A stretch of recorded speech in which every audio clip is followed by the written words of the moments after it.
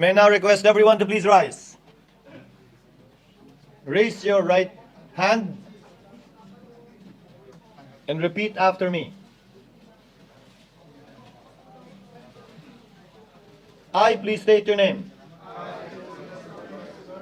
Solemnly swear that in all things appertaining to the trial of the impeachment of Vice President Sara Zimmerman Duterte, now pending, I will do impartial justice according to the Constitution and the laws of the Philippines. So help me God. You may take your seats.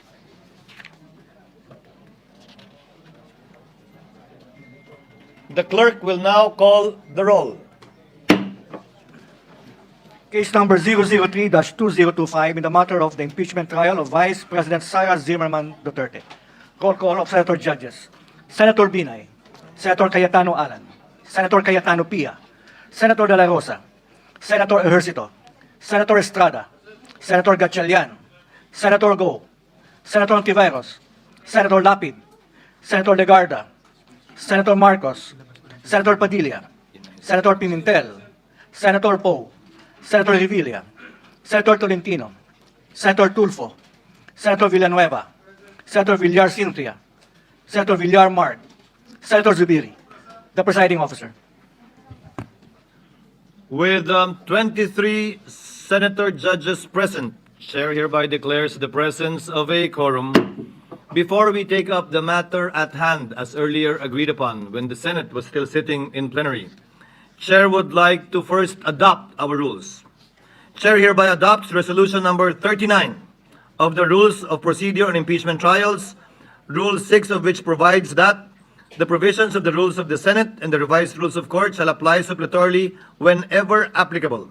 As such, the following issuances of the Supreme Court shall likewise apply suppletorily to the current matter on the impeachment of Vice President Sara Duterte, namely, the 2019 amended Rules of Civil Procedure, Rule 1 to 34, except Rule 5, Rule 13 as amended by AM number 1037 SC-AM number 1194 SC, B, 2019 amended Rules on Evidence, C, AM number 3-1-09 SC guidelines to be observed in pre-trial and use of deposition discovery measures, Part 1A1 to 9, except provisions on mediation and amicable settlement. D, AM number 1037 SC, AM number 119-4 SC guidelines on electronic filing of lower courts, in lower courts rather.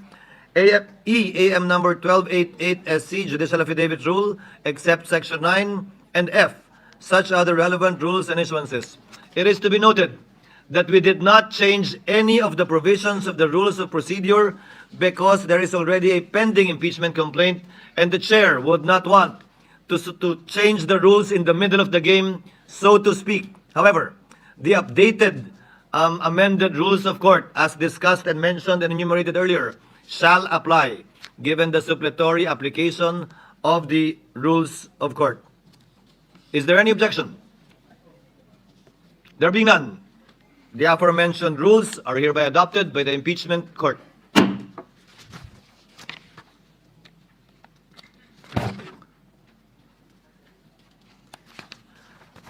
Proceeding now to the matter at hand as earlier agreed upon and discussed by the Senate sitting in plenary. What is the pleasure of Member Judge Tolentino? Mr. President, for the record, Mr. President, Mr. Presiding Officer, The gentleman may proceed. in view of the convening of the impeachment court, I move that the Committee on Rules be discharged with the previous referral of the subject impeachment complaint, considering that the plenary itself, acting as a body, has initiated and ratified the formation of the impeachment court through a direct act. It is therefore submitted that there is no further necessity for a committee report to be submitted, debated, or adopted in relation thereto. I so move, Mr. President. Any objection to the motion? Hearing none, the Committee on Rules is so discharged as indicated by Member Judge Tolentino.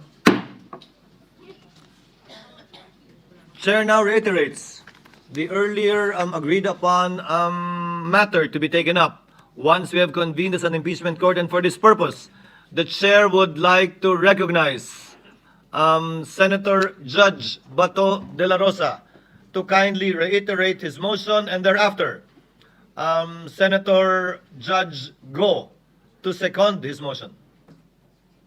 Senator de la Rosa is recognized. You may proceed, sir.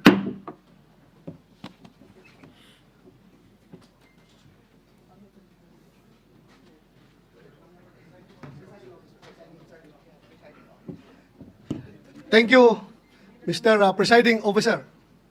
Sir.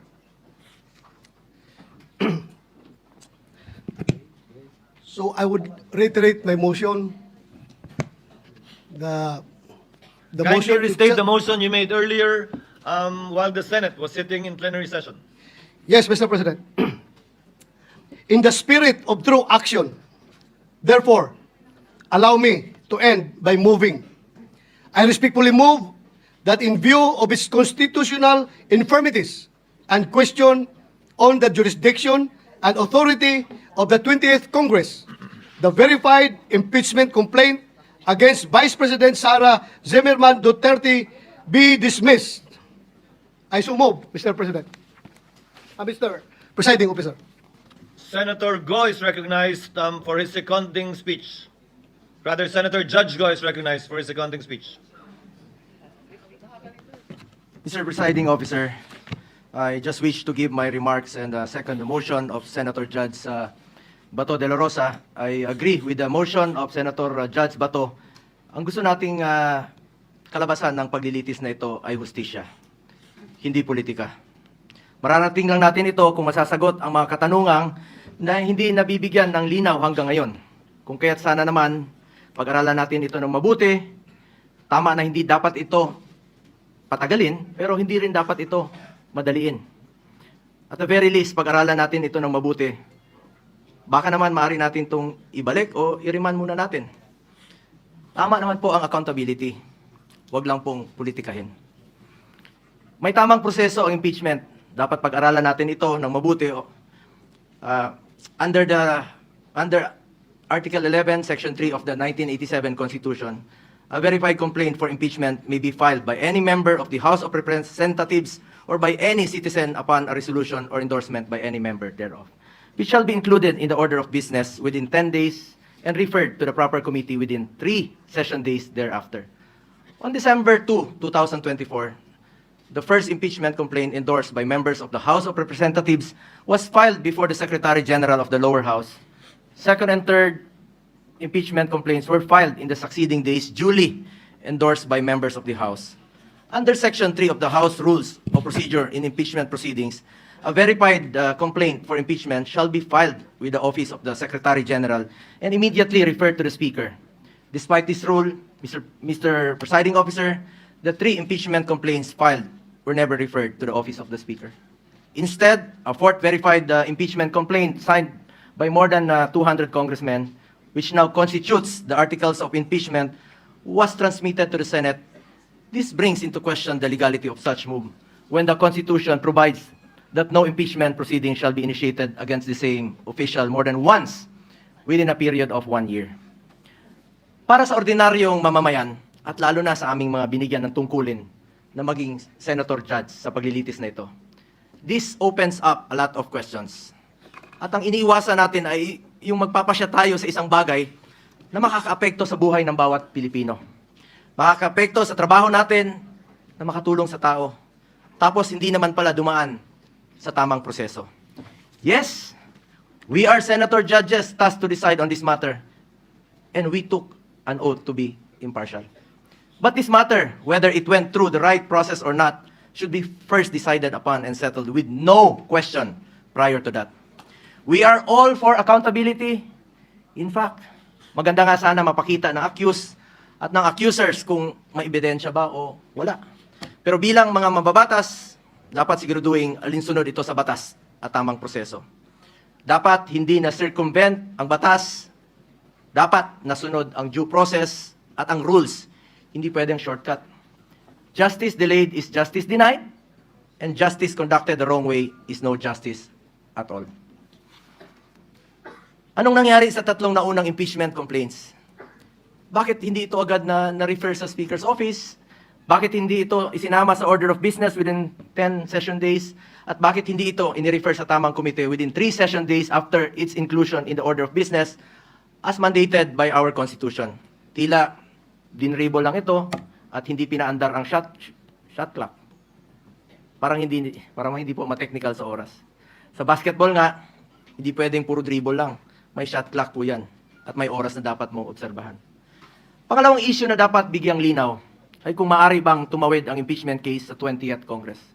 This is the first time in our history that an impeachment case was filed nearing the expiration of a legislative Congress. The reality is, we do not have enough time to finish the impeachment trial this Congress. Mag-aabot na po ang 19th at 20th Congresses at magkakaroon na ng new set of senator judges by June 30. Maging tayo, hindi magkasundo kung paano bang tumawid ito sa next Congress o hindi. Mr. Presiding Officer, ilan lang po ito sa katanungan na legality na hindi pa nasasagot. Mayroon pa pong pending sa Supreme Court challenging the legality of the impeachment case. Baka masayang lang ang oras natin dito if in the end, this complaint suffers from constitutional infirmities. Let us focus on what is important for our people that we serve. Hustisya sa tamang paraan at serbisyo na makakatulong sa mga Pilipino. Yun po ang kailangan ng taong bayan. Yun ang dapat pagtuunan ng pansin. Mr. Presiding Officer, para sa akin, mas mabuting unahin natin ang tunay nating trabaho. Ang pagseserbisyo sa taong bayan, maraming nasasayang na oras sa isyong ito na hindi naman mapapakinabangan ng ordinaryong Pilipino. This issue has already been too divisive. Ilang buwan na po. Mag-focus sana tayo sa pangunahing mandato ng legislatura. Ang gumawa ng mga batas at magsulong sa mga programa na tunay na tutugon sa mga pangangailangan ng ating mga kababayan, lalong-lalo na po yung mga mahirap at walang ibang malalapitan kundi ang gobyerno. Marami pa pong mga pending bills po. Hanggang ngayon na hindi pa natin natatapos with one working day na lang po. Baka hindi pa po may papasa. At ito po ay mapapakinabangan ng mga kababayan natin. Dapat yan po ang ating unahin. As raised by some of our colleagues yesterday, that in as far as the impeachment case is concerned, based on the results of the recent midterm elections, I believe the Filipino people have decided at ang kanilang desisyon, mas gusto po nilang tutukan natin ang trabaho at serbisyo. Tama na, tigilan na natin ang pamumulitika. 3 taon na lang po, matatapos na ang termino ng Vice Presidente. Election na naman, at antayin nyo lang sana. Ang importante sa ating mga kababayan ay may pagkain sa kanilang hapagkainan. May matibay na healthcare system na kayang tumugon sa pangangailangan ng may sakit, disenteng trabaho at marangal na pagkakakitaan, dekalidad at abot kayang edukasyon, at ang katiyakan at panatag na ligtas silang makakauwi kahit sa gabi. Hindi naman nakakain itong impeachment. Sana pwede ninyong ikonsidera at the very least, bago tayo maglitis dito, siguraduhin muna natin na nasa tama na prosesong tinahak natin dito. At the very least nga, sabi ko, marahil pwedeng ibalik o i-remand muna na ito sa pinagmulan sa House of Representatives dahil marami pang ang katanungan ang legally hindi nasasagot. Mas mabuting siguraduhin natin na sumunod sa proseso ang anumang kaso na ating diringgin para hindi masayang ang ating oras. Sang-ayon po ako na hindi natin ito dapat patagalin. Kahit si Vice President Sara Duterte gusto naman harapin ang kaso, ngunit wala ring dapat may gusto na madaliin po ito. Paano kung magsimula na tayo ngayon at magdesisyon ang Supreme Court na unconstitutional ang ginawang procedure ng House of Representatives? Paano kung sabihin nila na hindi pwedeng tumawid sa 20th Congress? Ano ang magiging aksyon natin? This puts us in a possible conflict with the decision of the Supreme Court. We must be prudent about this matter. Mr. Presiding Officer, I just want to reiterate, hindi ko po tinatalikuran ang aking sinumpaang mandato. Tungkulin ko yan as Senator Judge, kahit araw-araw tayong maglitis dito. But we would also be remiss of our duty kung hindi natin siguraduhin na dumaan ito sa tamang prosesong nakasaad sa ating konstitusyon. At kilala ko po ang mga Duterte, Mr. Presiding Officer. Hindi sila tumatakas sa accountability, hindi sila tumatalikod sa hamon ng buhay. Hindi sila tumatalikod sa kanilang tungkulin. Maraming beses nang sinabi ni dating Pangulong Duterte na handa nga siyang sumagot at harapin ang mga inaakusa sa kanya, pero dito po sa ating bayan, hindi sa ibang bansa. nabanggit din po ni Vice President Sara Duterte na handa siyang harapin ang impeachment case laban sa kanya. Hindi ito issue ng pagtakas sa accountability. Ang gusto natin dito, siguraduhin na nasunod ang tamang proseso. We must respect and abide by the procedure laid out in our Constitution. Hindi pwedeng mamili lang tayo ng mga provision na ating susundin. We are all bound to the rule of law and we must follow due process. That is all, Mr. Presiding Officer. Thank you, Senator Go. Before Senator Ontiveros, Chair would like to first acknowledge Senator Padilla. What is the pleasure of Senator Judge Padilla? Maraming salamat po, Tagapangulong Pinunong Hukom. Mga mahal kong hukom, alam ko po na napakainit at napakamabigat ang hangin dito sa ating bulwagan.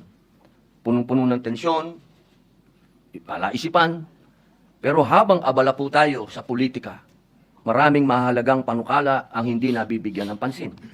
Mga panukalang batas na hindi tungkol sa kapangyarihan, kundi tungkol sa buhay, sa sakit, sa gutom, sa karapatan ng manggagawa.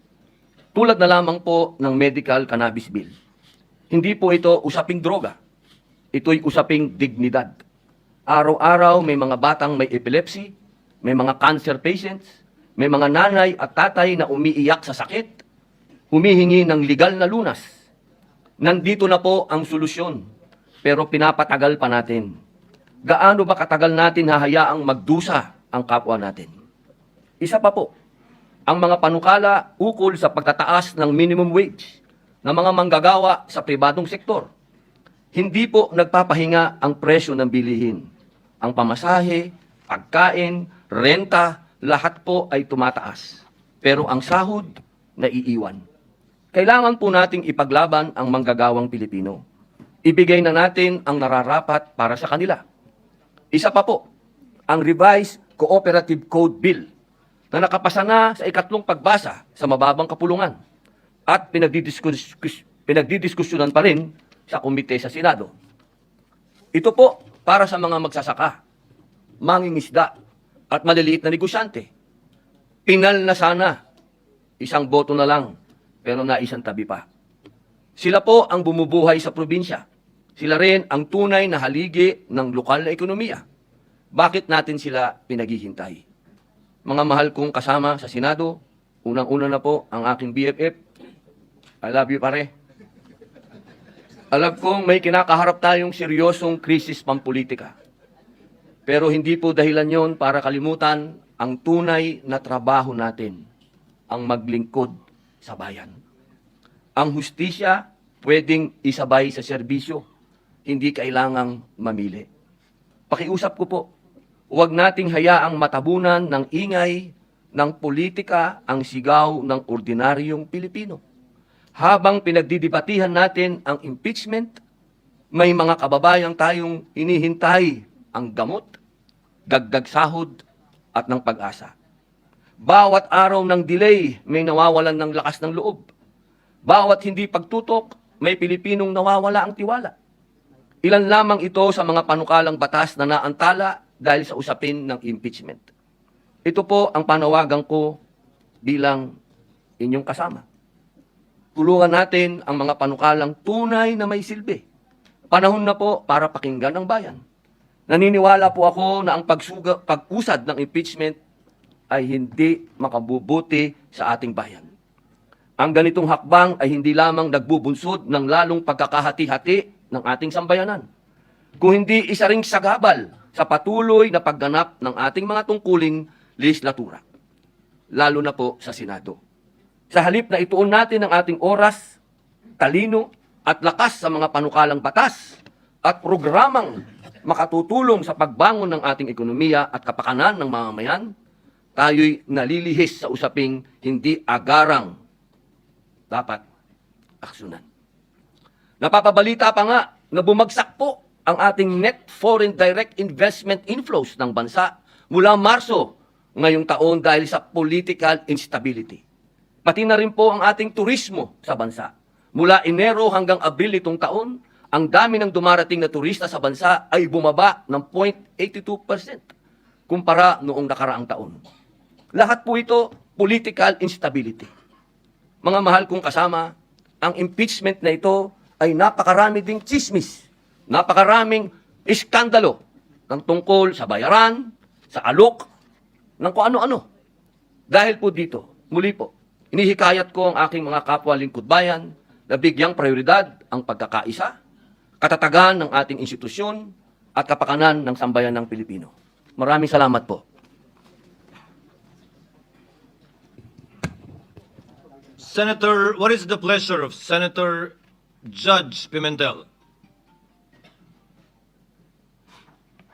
Since there is a motion, I think, Mr. President, and the motion is to dismiss the entire impeachment case. So this representation has no choice but to object to the motion. And if I can, just like the movement, if I can also now give my reasons, Mr. President. The gentleman, Before that, with the indulgence of the minority leader. what is and the Senator pleasure Jed. of Senator Judge Cayetano? Just to clarify the motion before we debate on it, because I heard Senator Bongo second, but he also stated that okay then i-remand. Because personally, I'm against the dismissal, but I would be willing to hear arguments on remanding. So I'm sorry, Senator Pimentel, I just want to know, is Senator Bongo actually proposing to amend the motion of Senator Judge Bato, and is Judge Bato amendable to that? Sorry. No, Mr. President, I was not confused at all because No, I'm the one who's Senator Go gave a seconding speech. So the motion stands. He is seconding the motion. Pero yung So- laman, Mr. The reason I want to ask, because I will object with Senator Pimentel kung dismissal, but I will listen to the arguments kung remanding to the, no. So may I ask, With the with permission your of the permission? Senator Judges to have the floor, may we hear from the principal movant? Senator Bato is recognized. Mr. President, my motion stands. I am for dismissal of the impeachment case, and I don't know if I am open. I am open for discussion. I heard the statement of Senator Alan Cayetano, but still, I have already filed the motion, Okay, Mr. so, Mr. President. President, so let me continue now. I made my objection, and if I be allowed, just like the movement who gave reasons, if the the objecting part judge can also give his reasons, Mr. President. What is the pleasure of Senator Judge Villanueva? Mr. President, this is to somehow give this representation's point of view with regard to the pending motion. And as I made mention a while ago, Mr. President, I am also objecting, Mr. President, respectfully. But hope springs eternal, Mr. President. Bigla kong narinig yung binanggit ni Senator Alan and Senator Bongo. And if I'll be able to explain later after the minority leader, perhaps this representation would be able to encourage and influence the original movement of the motion. So I yield the floor to our minority leader, Mr. President. Chair would like to save the time of the court, so the chair will in the meantime allow Senator Pimentel to make of record his position, presumably against dismissal. Thereafter, before entertaining Against the other motion. Against the motion. Yeah. against the motion, before entertaining other senator judges to speak, the chair will suspend the session in case the appeals made will change anything. So that we will pursue this matter and put a matter to a vote with certainty. Senator Pimentel may proceed. No, I think, Mr. President, the motion has been made, and this representation is objecting. So later on, we have to now process the motion and vote on it because there is in the collegial body someone is objecting. Mr. Senator Pimentel, Yes. you may proceed. Yes, Mr. President. I will not address the political statements of the movement and the seconding parties, Mr. President. Ang tanong nila kung makakain ba daw itong impeachment process. Pero marami namang bagay sa buhay na importante rin na hindi nahahawakan. Tulad ng hustisya. Ang hustisya, hindi nga natin makita, hindi natin mahawakan niya, pero napakahalagang bagay po sa buhay ng tao. Ngayon, pagdating po sa konstitusyon, bakit inaangalan ko yung motion? The motion actually is unconstitutional in the opinion of this representation. Because according to Article 11, Section 3, Paragraph 6, first sentence lang yung babasahin ko. The Senate shall have the sole power to try and decide all cases of impeachment. So tignan natin mga fellow senator judges, sole power. So ibig sabihin ng sole power, tayo lang ang may kapangyarihan, ang Senado lamang ang may kapangyarihan na mag-try and decide. So litisin ang isang impeachment case at hatulan, desisyonan. Ngayon kung aayaw tayo kaagad, hindi natin na-try, ang try is litis, palabas yung mga facts para ma-apply natin yung judgment natin sa facts. Wala na pong matatakbuhang ibang body. That's why a motion which cuts short the entire process is unconstitutional. And then, same article, section 3, paragraph 4, basahin ko ulit ito, pero paulit-ulit ko na ito sinasabi when we were in legislative session. In case the verified complaint or resolution of impeachment is filed by at least 1/3 of all the members of the House, the same shall constitute the articles of impeachment, and trial by the Senate shall forthwith proceed. I believe, and I think I'm correct, that the impeachment case against the Vice President falls exactly under the facts assumed in paragraph 4. This is the articles of impeachment filed by at least 1/3 of all the members of the House. Lampas-lampas pa nga sa 1/3 of all the members of the House. Therefore, what should the Senate do? Trial by the Senate shall forthwith proceed. So, trial means we bring out the facts so that we can now apply what is the mandate of the Constitution. Mag-decide tayo given the facts. Should that impeached official continue to remain in office, or should that impeached official be removed from office? High-ranking government official. So kung makita po natin, in two constitutional provisions, andun yung word na try, andun yung word na trial. So wala po tayong choice but to respect, lalo na ito, we fall squarely under this subparagraph 4 which I just read. We have to respect the decision of the overwhelming majority of the members of the House of Representatives, more than 1/3, because they are also the representatives of the people. If they find something worthwhile charging a high-ranking government official with an impeachment and impeaching that official, the Senate has no choice but to hold the trial. Bakit? Yung mga representatives ng taong bayan sa House of Representatives, gusto rin makita ng taong bayan, did they act properly? Did they act justly? Ano bang ebidensya nila? Ilabas yan. O kasi kung wala ring ebidensya, sinayang yung oras, sinayang yung resources, next election, lagot kayo sa inyong constituents. And then at the same time, a trial necessitates respecting the rights of the parties. We are also respecting the right of the impeached official kasi kaya nga tawag sa kanya, impeached officer na siya eh. So, na-tarnish na nga actually ang kanyang reputation in public service ng House of Representatives. The trial will give that impeached officer the chance to clear his or her name and at the same time maybe rebuild his or her reputation, Mr. President. And then, since the presiding officer, when we adopted the rules, when he made the motion to adopt our rules, we did not only adopt our Senate rules on impeachment, we also adopted some rules of the rules of court and then some circulars and some amendments. In a court proceeding, ito by analogy, we are actually like a court.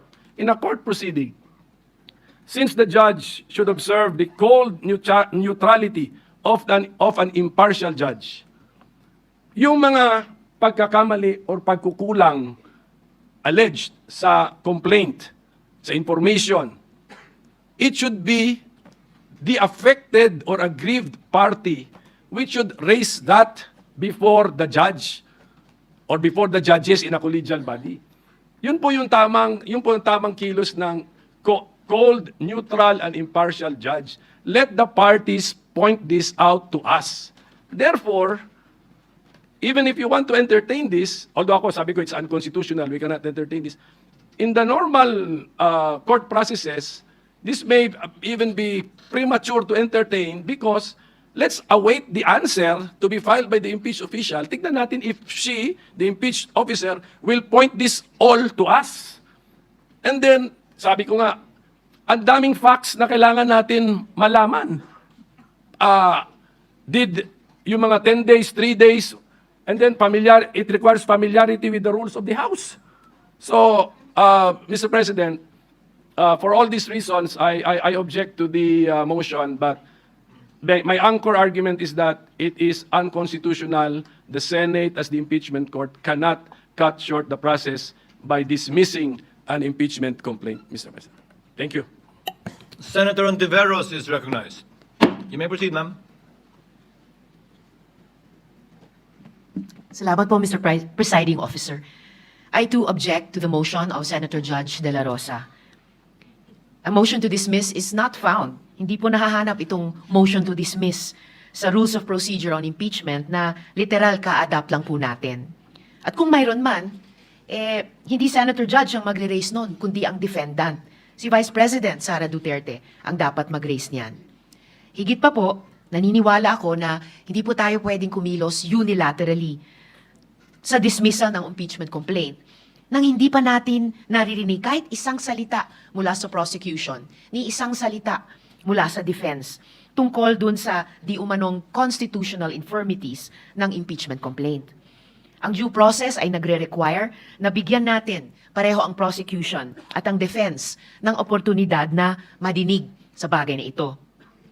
Ang landmark Philippine Supreme Court case, ang Tibay versus Court of Industrial Relations, GR number L46496, February 27, 1940, ay inisa-isa yung mga essential elements o tinawag nitong cardinal primary rights ng due process, partikular sa mga administrative o quasi-judicial proceedings. Kasama po dito ang the right to a hearing, that the tribunal consider the evidence presented, that the decision must have something to support itself, and the existence of substantial evidence. The decision must be based on the evidence adduced at the hearing, at wala pong panlabas o hindi totoong mga bagay-bagay ay dapat mag-impluwensya sa outcome doon. Ang pinaka-basic tenet ng due process ay yung karapatang marinig. Kung yung mga parties nga po ay hindi nabigyan ng oportunidad lumahok sa proceedings, itong impeachment court ay magiging vulnerable sa isang atake na nilabag natin ang due process. At sa pananaw ko, sila'y magiging tama. Ang rekomendasyon ko po ay bago magdesisyon ang body na ito sa usaping ito, i-notify po muna natin ang prosecution at ang defense tungkol sa motion ni Senator Judge De La Rosa at bigyan sila ng sapat na panahon magsumite ng kanilang comments sa bagay na ito. Gusto ko rin pong gawing of record, Mr. Presiding Officer, na batay sa pagkaintindi ko, yung alleged infirmities ng articles of impeachment ay kwinestyon sa harap ng Korte Suprema. Nasa Korte Suprema na po ang usaping ito. At wala naman pong TRO na ibinaba ang Korte Suprema. Mr. Presiding Officer, maintaining the view that the parties should comment on the question made before this body, para po sa akin, ang impeachment court ay dapat lamang po tayong mag-rule sa motion pagkatapos nating ni-require yung parties mag-comment dun sa motion ni Senator Judge De La Rosa within that sufficient period of time as the good presiding officer may determine. Pending this, minimaintain ako po, Mr. Presiding Officer, ang aking objection sa motion. Salamat po. Thank you, Senator Ontiveros. What is the pleasure of Senator Judge Villanueva and thereafter Senator Judge Cayetano? Thank you very much. Senator Judge Villanueva, you may proceed. Thank you, Mr. President, Presiding Officer. Nung sumumpa po tayo bilang mga senador ng Republika ng Pilipinas, ang sinumpaan din po nating tungkulin ay pag nagkaroon ng pagkakataon na magkaroon ng impeachment proceedings, tayo po ay tatayo bilang mga senator judges ng impeachment proceedings. Nung time po, Ginoong Pangulo, na tayo ay nung time po na ang House of Representatives ay dininig itong mga several impeachment complaints. Natatandaan ko yung tatay ko, Ginoong Pangulo, hindi po siya pumirma, not just because he doesn't believe in the impeachment complaint, but because he knows for a fact that his son will stand as one of the jurors, as one of the judges, Mr. President. Kaya po, nais nating panatiliin ang pinakamataas na antas ng integridad at pagkilala sa mga nagaganap dito po sa bulwagang ito. And having said that, Mr. President, this representation during the time when we have yet to convene the impeachment court,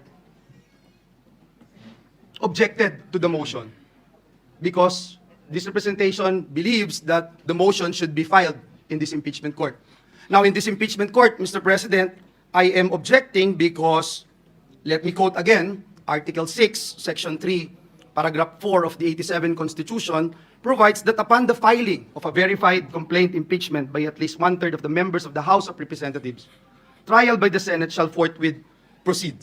At ito ho yung dahilan kung bakit ang ating Senate President nagpagawa agad ng robes, pinrepair ang bulwagang ito, at hindi natin sinasabi, Mr. President, na mababaliwala yung mga binanggit ni Senator Bato, Judge Senator Bato, Judge Senator Bongo, tungkol po doon sa impeachment complaint. Hindi din po natin binabaliwala at kailangan talagang mapag-usapan natin yung tungkol sa one-year ban, yung pong tungkol sa jurisdiction ng impeachment court to make sure that the representatives representing the House of Representatives shares the same intention as the 19th Congress, ito pong 20th Congress ng HOR. Number 2, Mr. President, yung Article 11, Section 3, Paragraph 6 na binanggit po kanina ng ating minority leader. Ang Senate's role is to try and decide all cases of impeachment. Kaya po, sa totoo lang, Mr. President, tinignan ko ho yung Constitution, hindi ko po makita kung binibigyan ng authority ang Senado para i-grant yung to summarily dismiss, Mr. President, ang isang impeachment complaint.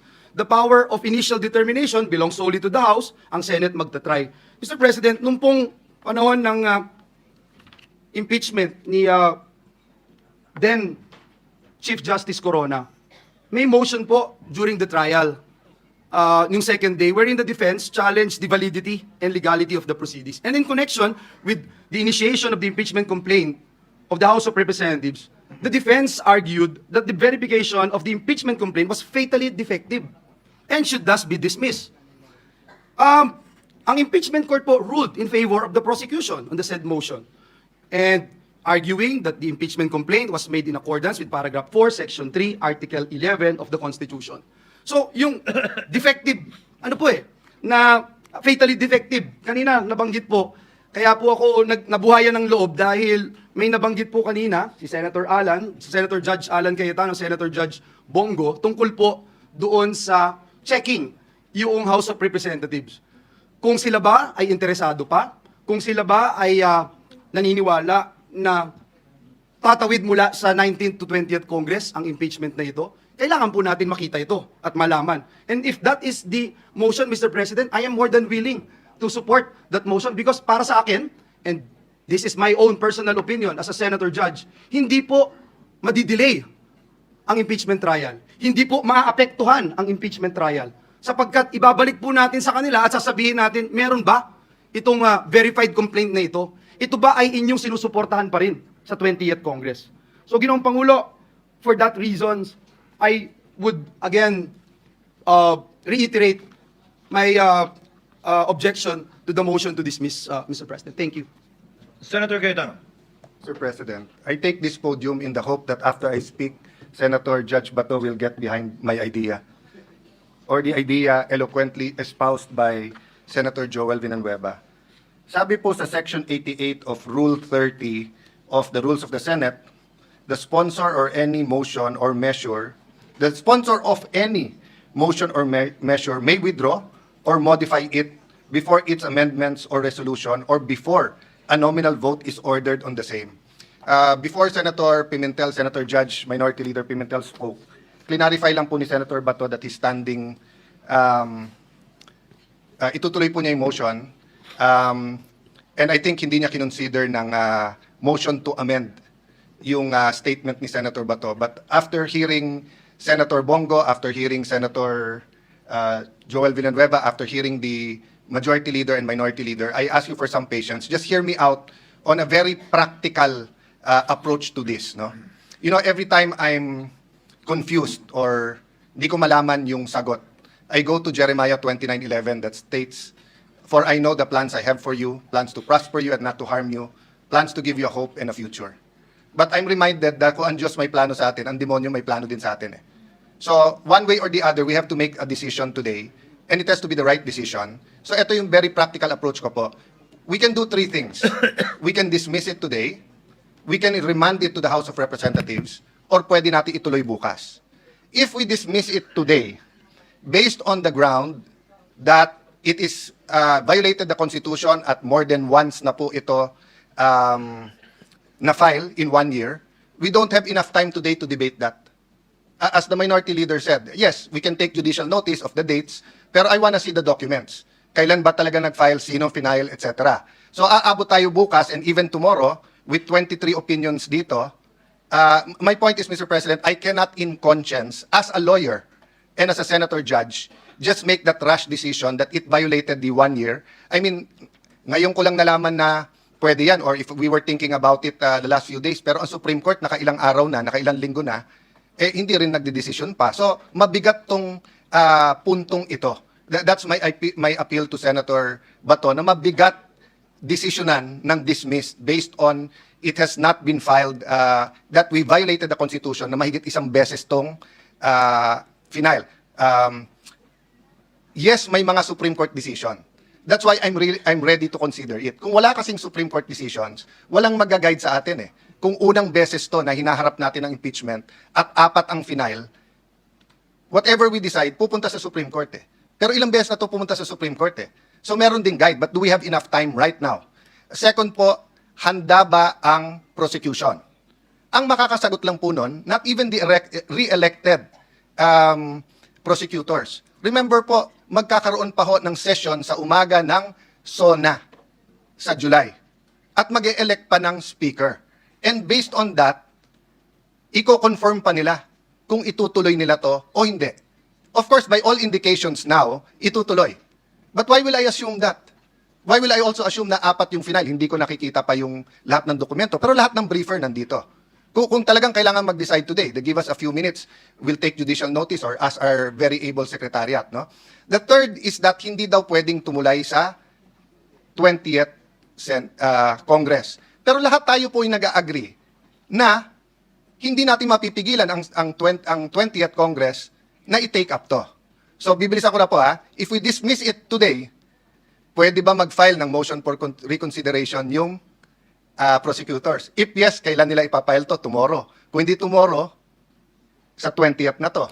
So, all the arguments na sinabi ni Senator Bato, totoo din, dun na yon. Okay. If ituloy naman natin tomorrow, babasahin yung articles, bibigyan ng 10 araw, mag-issue ng summons, bibigyan ng 10 araw na sumagot ang akusado or yung the Vice President who's been impeached, and then pwede yung prosecutors 5 days, aabot na tayo ng June 30 nun, hindi pa nagko-convene ang 20th Congress until the day nung SONA.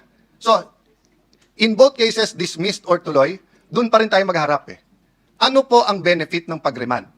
Again, excuse me everyone sa legal, moral, because I only had a few minutes to think about this. Kung sana si Senator Bongo ang nagpa-amend, I was willing to listen. Pero hindi daw yun amendment at hindi tinanggap ni Senator Bato. So ako nag-move ngayon na i-consider ni Senator Bato, i-amend yung motion niya from dismissal to remanding.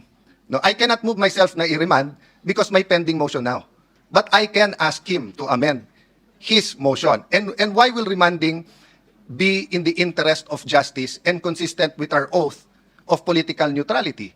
Kasi ang mangyayari nito, hindi pa binabasa yung articles of impeachment bukas, babalik to sa House of Representatives.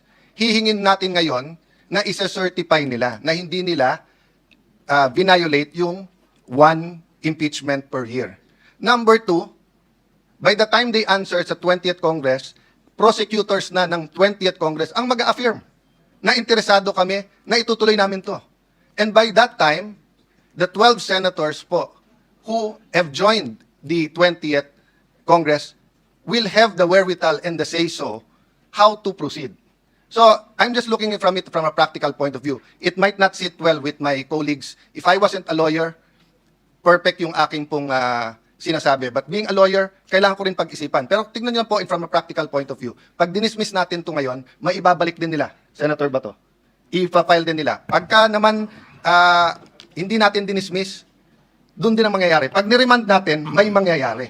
May malalim na pag-iisip ng mangyayari dito. That's why I'm asking Senator Bato if he will, again, consider amending his motion. Mr. President, because in the course of the manifestation of Senator Alan Cayetano, he mentioned that the minority leader is somehow encouraging judicial notice. No. I mean, Can I state my position? No, Actually, Senator, I was agreeing with you that we cannot decide. We cannot take judicial notice I said, yes. of all those facts being alleged. We cannot. That is my I think position. Senator wanna Judge make it clear. Cayetano agreed with you. Yes, I Senator said, Judge Pimentel. even myself, I am not in favor of taking judicial notice kahit may magsabing pwede. I'm sorry, Minority Leader, if it made it appear that I'm speaking for you. I'm agreeing with you na mahirap mag-decision ngayon on dismissal based on the grounds na binigay sa atin nila Senator Bato and Senator Bongo and our other colleagues. To clarify, before I recognize Senator Bato,